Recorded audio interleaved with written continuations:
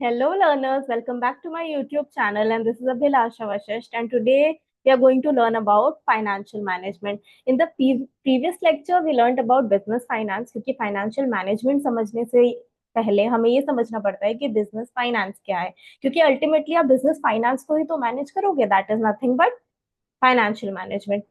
So let's start with today's topic, which is meaning of financial management. तो financial management समझने के से पहले हमें ये पता होना चाहिए कि जितने भी फाइनेंसेस हमारे पास आते हैं वो एक कॉस्ट के साथ आते हैं। फॉर एग्जाम्पल, सपोज आपने बिजनेस चलाने के लिए किसी से लोन लिया, तो वो लोन पे आपको क्या देना पड़ेगा? इंटरेस्ट देना पड़ेगा। तो obviously it comes with something, it comes with a cost. तो ऐसा तो नहीं है कि पैसे आप ऐसे ही बहा सकते हो, है ना? क्योंकि हमारे पास जो पैसे हैं वो लिमिटेड ही होंगे हमेशा। आपने इकोनॉमिक्स के कॉन्सेप्ट में पढ़ा होगा कि हमारे बॉन्ड्स तो अनलिमिटेड होते हैं, बट जो रिसोर्सेज होते हैं वो स्केर्स होते हैं, और उस स्केर्स का ऑल्टरनेटिव यूजेस होता है। तो यहाँ पे रिसोर्स क्या है? यहाँ पे रिसोर्स है हमारा फाइनेंस। तो फाइनेंस क्या है कि वो हमारे पास लिमिटेड है। कभी भी आपके पास लिमिटेड ही होगा। कितने भी आप अमीर बन जाओ, आपके फाइनेंसेस जो होंगे वो लिमिटेड ही होंगे, आपके जो रिसोर्सेज होंगे वो लिमिटेड ही होंगे। इसीलिए बहुत इंपॉर्टेंट होता है कि जो हमारे फाइनेंसेस है उसको हम अच्छे से मैनेज करें, क्योंकि business is all about risk. और तो आपको ये देखना पड़ेगा कि हमारे पास जो पैसे आ रहे हैं उसको हम इफेक्टिवली और एफिशिएंटली यूटिलाइज कर पा रहे हैं। ठीक है। Financial manager is concern with efficient acquisition and allocation of fund.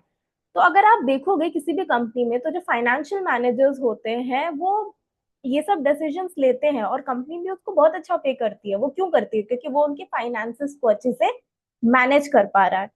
तो हम जो इसमें पढ़ेंगे वो ये पढ़ेंगे कि एफिशिएंट एक्विजिशन मतलब कि पैसे आपके पास आप कैसे लाओगे और उस पैसे को कैसे अच्छे से खर्च करोगे। क्योंकि लेट मी टेल यू, किसी के पास भी इतने पैसे नहीं है कि वो एक बिजनेस बहुत बड़ा खड़ा कर दे और उसको ग्रोथ भी कर दे, उसका एक्सपेंशन भी कर दे। चाहे वो कितने ही अमीर हो, चाहे वो अंबानी ही क्यों ना हो, वो अकेले पैसे नहीं लगा सकते। ठीक है। क्योंकि हमारे पास पैसे जो होते हैं वो at some point of time limited हो जाते हैं। तो हमें पैसे अलग अलग सोर्सेस से लेके आने पड़ते हैं। तो that is called efficient acquisition, कि आप पैसे को लाओगे कैसे। ठीक है। आपको एफिशिएंटली पैसे को लाना है, चाहे वो डेट हो या इक्विटी हो या कुछ भी हो। एलोकेशन ऑफ फंड, अब फंड तो आ गया, पैसे तो आ गए, बट आप उस पैसे को यूटिलाइज कैसे करोगे, उसे कहाँ कहाँ लगाओगे? आप फिक्स्ड एसेट्स में लगाओगे, करंट एसेट्स में लगाओगे, या क्या करोगे उस पैसे का? कैसे उसको इफेक्टिवली और एफिशिएंटली आप यूटिलाइज करोगे? That is what we are going to learn in financial management. क्योंकि as the name itself suggest कि फाइनेंसेस को मैनेज करना ही फाइनेंशियल मैनेजमेंट होता है। So next is size and composition of fixed assets. तो अब इसमें हम पढ़ेंगे कि इंपॉर्टेंस क्या है इसका, या रोल क्या है फाइनेंशियल मैनेजमेंट का। ठीक है। तो फाइनेंशियल मैनेजमेंट में हम ये भी पढ़ते हैं कि size and composition of fixed assets हमें कितना रखना है। क्योंकि जितने आप फिक्स्ड एसेट्स डालोगे उसका कुछ आउटपुट भी तो आना चाहिए ना। ऐसा तो नहीं है कि आप जमीन पे जमीन खरीदते जा रहे हो बट उस पे कुछ कर ही नहीं रहे हो, तो क्या होगा? पैसे वेस्ट होंगे आपके, है ना? तो एक बहुत ही अच्छा मैं आपके लिए केस स्टडी लेके आई हूँ। ठीक है। टाटा मोटर्स का। तो आप देखोगे कि टाटा मोटर्स ने हेविली इन्वेस्ट किया है इलेक्ट्रिक व्हीकल पे, ईवी जो आजकल चल रहे हैं, है ना? एज आप देखोगे कि एक ट्रेंड आ गया है, या एक बहुत ही नीड है इस चीज की कि हम ईवी पे शिफ्ट हो। ठीक है। तो टाटा मोटर्स ने क्या देखा कि उनके जो मार्केट शेयर है वो डिक्लाइन हो रहे हैं। 73% थे और उसके बाद अभी 2024 में ये 62% आ गए। तो उन्होंने देखा कि कंपटीशन बहुत ज्यादा है मार्केट में, तो इसकी वजह से हमें कुछ तो करना पड़ेगा। तो इनके जो फाइनेंशियल मैनेजर्स होंगे उन्होंने सोचा होगा कि let's do something about it. हमें जो अपने फिक्स्ड एसेट्स है वो ईवी पे लगाना चाहिए। ठीक है। क्यों? क्योंकि ईवी पे लगाएंगे, आजकल ईवी चल रहा है, मार्केट डिमांड है, उसकी कंपटीशन ज्यादा है, तो we need to backup for that also. ठीक है।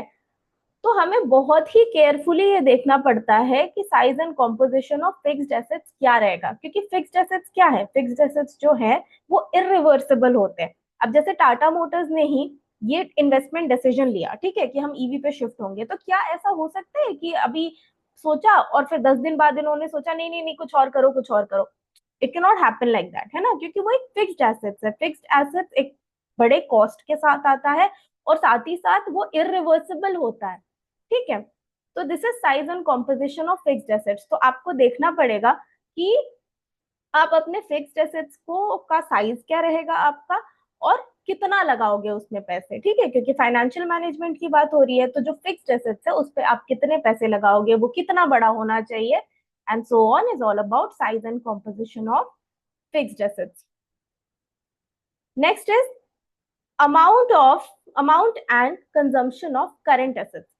अब देखो, फिक्स्ड एसेट्स तो हमने देख लिया कि पैसे हमें इफेक्टिवली यूटिलाइज करने हैं, कि हमारे फिक्स्ड एसेट्स कितना करना है, क्या करना है, कितना होना चाहिए, वो हम जान सके, ठीक है, और उसी हिसाब से फाइनेंशियल प्लानिंग कर सके। अब सेकेंड पॉइंट जो है इसमें रोल ऑफ फाइनेंशियल मैनेजमेंट है कि amount and composition of current assets, कि करंट एसेट्स हमें कितना रखना है कंपनी में, ठीक है। जैसे फिक्स्ड एसेट्स इंपॉर्टेंट है, वैसे ही करंट एसेट्स भी इंपॉर्टेंट होते हैं, है ना। सपोज आपने एक शॉप को रेंट किया है, ठीक है, तो उसको आपको पैसे देने ही पड़ेंगे, है कि नहीं, उसको आपको पैसे तो देने ही पड़ेंगे। तो अगर आपके पास करंट एसेट्स नहीं होगा, हर मंथली आप उनको पैसे नहीं दोगे, तो क्या आपका शॉप चलेगा? नहीं चलेगा। क्यों नहीं चलेगा? क्योंकि आप तो पैसे ही नहीं दे रहे हो, है ना। तो वो शॉप क्या हो जाएगी? वो शॉप बंद हो जाएगी, ठीक है। तो आपके पास करंट एसेट्स भी होने चाहिए, तो उसके लिए भी आपको पैसे रखने हैं, उसके लिए भी आपको पैसे लगाने हैं। ensure smooth daily operations, liquidity and financial flexibility, ठीक है। proper management helps avoid shortage of cash and optimizes working capital, ठीक है। तो ऐसा नहीं है कि आपको आज पैसे चाहिए और आपके पास हो ही ना, है ना। तो उसके लिए हमें इंश्योर करना पड़ता है कि हमारी लिक्विडिटी अच्छी हो, तभी हमारे जो कंपनी है वो आराम से चल पाएगी। इसीलिए बहुत इंपॉर्टेंट है कि आप पैसे कितने रख रहे हो या कितने लगा रहे हो करेंट एसेट्स में, वो भी आप पढ़ो। तो that also comes under financial decision, और ये भी उसका रोल या इम्पोर्टेंस है। जैसे कि I am giving you an example या केस स्टडी समझ लो। You can see it happening all around. जैसे बिग बाजार है, okay, increasing inventory before festive season ensure higher sales and customer satisfaction. तो अब इसमें क्या है कि बिग बाजार या किसी भी आप शॉप में जाओ, या किसी भी आप स्टोर में जाओ, तो वहां क्या होता है कि जैसे ही फेस्टिव सीजन आने लगता है, वैसे ही उनको अपनी इन्वेंट्री बढ़ानी पड़ती है, ठीक है। अब जैसे अगर दिवाली ही ले ले, तो उस टाइम क्या होता है, लोग मिठाइयाँ ज्यादा बनाते हैं। तो ऐसा हो सकता है कि लोग आए हैं आपसे परचेज करने के लिए, ठीक है, ये आया, सपोज चंदू आया, इसने बोला भैया मिठाई दे दो, और आपने क्या बोला?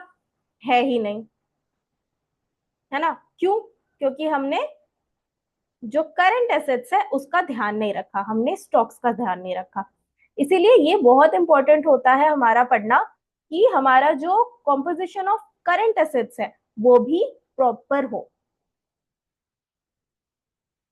Next, proportion of debt and equity. अब हमारा प्रोपोर्शन क्या है? जैसे कैपिटल स्ट्रक्चर जो आप बनाओगे, डेट कितना रखना है और इक्विटी कितनी रखनी है, ये भी फाइनेंशियल मैनेजमेंट का ही काम होता है, ठीक है। क्योंकि दोनों ही के अपने प्रोज एंड कॉन्स होते हैं, डेट का भी अपना प्रोज एंड कॉन्स है, इक्विटी का भी अपना प्रोज एंड कॉन्स है। ये हम आगे जाके और डिटेल में पढ़ेंगे, बट अभी मैं आपको एक ओवरव्यू दे देती हूँ कि ये क्यों, इसके क्या प्रोज एंड कॉन्स है। जैसे कि अगर आप डेट लोगे, तो डेट में क्या है, वो एक तरीके से आपको लोन मिल रहा है ना। तो अगर लोन मिल रहा है तो क्या होगा, आपको उस पर इंटरेस्ट देना पड़ेगा, आपको पैसे वापस करने पड़ेंगे, तो आपकी वो ऑब्लिगेशन बढ़ जाएगी, ठीक है। वेराज डेट जो होता है वो टैक्स सेव करने में भी हेल्प करता है ना। How is that? अगर आप टैक्स बचाने के लिए आप अपने एक्सपेंसेस कम करते हो, ठीक है, नॉट कम करते हो बट एक्सपेंसेस जो होते हैं वो माइनस होके ही टैक्स दोगे आप, है ना। तो डेट क्या है? एक तरीके का एक्सपेंस है, क्योंकि इस पे आप क्या डालोगे, आप इस पे इंटरेस्ट दोगे। तो इंटरेस्ट देने के बाद ही आपको टैक्स देना पड़ता है, तो वो आपके एक्सपेंसेस को क्या कर देगा, आपके एक्सपेंसेस को इंक्रीज, हाँ, आपके एक्सपेंसेस को इंक्रीज कर देगा, जिसके वजह से आपका जो अमाउंट है वो रिड्यूस हो जाएगा, ठीक है। तो that is how debt will help. Now equity, equity क्या होता है? इक्विटी जो होता है वो ओनर का पैसा होता है, ठीक है। अब अगर आपने सपोज इक्विटी शेयर्स लोगों को खरीदने के लिए दे दिए, उससे क्या होगा, आपके ओनर्स जो है वो बढ़ जाएंगे। इनिशियली अगर एक ही ओनर था, तो अब वो दो हो जाएगा, अब वो तीन हो जाएगा। है ना, तो उसमें आपका क्या होगा, डिसीजन मेकिंग जो पावर है वो भी शेयर होगा। तो कई लोग इक्विटी को इसलिए प्रेफर नहीं करते, तो जिनको अगर चाहिए कि उनका जो इक्विटी ज्यादा रहे, अगर उनका डिसीजन मेकिंग ज्यादा रहे, तो वो इक्विटी कम रखेंगे, और अगर वो चाहते हैं कि कोई बात नहीं हमें तो पैसे चाहिए, तो वो इक्विटी बांट सकते हैं। ठीक है, बट इससे क्या होगा, इससे अगर आपके टैक्सेस में बदलाव दिखेगा आपको, क्योंकि आपके टैक्सेस जो है वो बढ़ के आएंगे, क्योंकि वो एक एक्सपेंसेस में काउंट नहीं होगा। पहले आपको टैक्स देना है, उसके बाद जो पैसे बचेंगे वो आप अपने इक्विटी शेयर होल्डर्स को डिस्ट्रीब्यूट कर सकते हो। तो इसीलिए बहुत इंपॉर्टेंट होता है कि हम अपना कैपिटल स्ट्रक्चर को भी ध्यान रखें, कि हमें डेट कितना रेज करना है, हमें इक्विटी कितनी रेज करनी है, कितना रहना चाहिए। तो ये जो कैपिटल स्ट्रक्चर का काम है, ये one of the most important काम है फाइनेंशियल मैनेजमेंट में। और ये बहुत इंपॉर्टेंट टॉपिक है, this is a very important topic of your subject also, और ये हम आगे और डिटेल में पढ़ेंगे। Now let's move forward. Financial management का एक और काम होता है, और वो है the amount of long term and short term financing को डिसाइड करना। ठीक है, लॉन्ग टर्म भी फाइनेंसेस हम लेते हैं, शॉर्ट टर्म फाइनेंसेस भी हम लेते हैं। ठीक है, क्योंकि आपकी कंपनी पे डिपेंड करता है, कुछ कंपनीज लॉन्ग टर्म फाइनेंसेस ज्यादा रखती है, कुछ कंपनी शॉर्ट टर्म, जिसका आए दिन ज्यादा काम रहेगा, जिसका डेली बेसिस पे बिजनेस चल रहा है, उसको शॉर्ट टर्म फाइनेंसेस की जरूरत ज्यादा रहता है ना।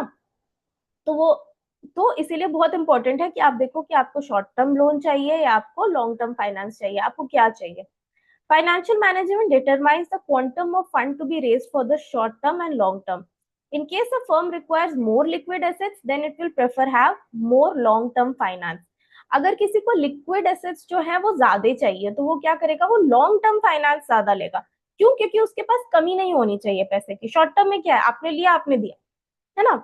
तो उसमें हो सकता है कि आपके लिक्विडिटी इफेक्ट करे, हो सकता है आपके पास पैसे ना रहे जब आपको चाहिए हो। तो वैसी कंपनीज क्या करती है, वो कंपनीज लॉन्ग टर्म फाइनेंस में ज्यादा डील करती है।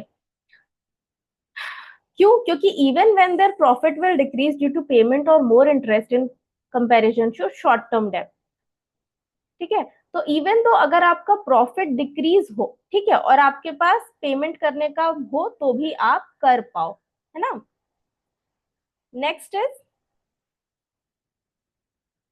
next is all let me just clear all my drawings. Okay, so all the items in the profit and loss account, तो जित आपके फाइनेंशियल मैनेजमेंट के डिसीजन के वजह से प्रॉफिट एंड लॉस अकाउंट में भी फर्क पड़ता है, उसमें भी बहुत सारे इफेक्ट्स आते हैं। ठीक है, तो आपका प्रॉफिट एंड लॉस जो भी होगा, वो अल्टीमेटली कहीं ना कहीं डिपेंड करेगा कि आपने फाइनेंशियल मैनेजमेंट कैसे किया था, और आपका फाइनेंशियल मैनेजमेंट डिसीजन कैसा था। ठीक है, क्योंकि अल्टीमेटली जो भी चीजें हैं वो आपको प्रॉफिट एंड लॉस अकाउंट में पता चलेगी। अगर आपके एक्सपेंसेस ज्यादा हैं, तो क्या होगा, आपका जो प्रॉफिट है वो कम हो जाएगा। ठीक है, तो ये लिखा है इसमें, for example higher amount of debt will lead to increase in the expense in the form of interest payment in future. तो जो मैंने आपको बताया था कि डिबेंचर्स है, अगर डेट है, तो क्या होगा, डेट एक तरीके का हम एक्सपेंस मानते हैं, और वो एक्सपेंस हम क्यों मानते हैं, क्योंकि उस पे हमें देना पड़ता है इंटरेस्ट। ठीक है, तो अगर आपने बहुत ज्यादा डेट ले लिया है, तो क्या होगा, उसके वजह से आपका एक्सपेंसेस जो है वो ज्यादा हो जाएगा, और उसके वजह से आपका प्रॉफिट जो है वो कम हो जाएगा। So I hope you have understood till here, और यही इसके मेन पॉइंट्स थे। तो आज हमने पढ़ा है कि फाइनेंशियल मैनेजमेंट होता क्या है, और फाइनेंशियल मैनेजमेंट की इंपॉर्टेंस क्या होती है। नेक्स्ट वीडियो में हम पढ़ेंगे कि ऑब्जेक्टिव्स क्या हैं, और फिर किस तरीके से कंपनी फाइनेंस रेज करती है, etcetera etcetera etcetera. So that's it for today, thank you so much for joining, have a good day, bye bye.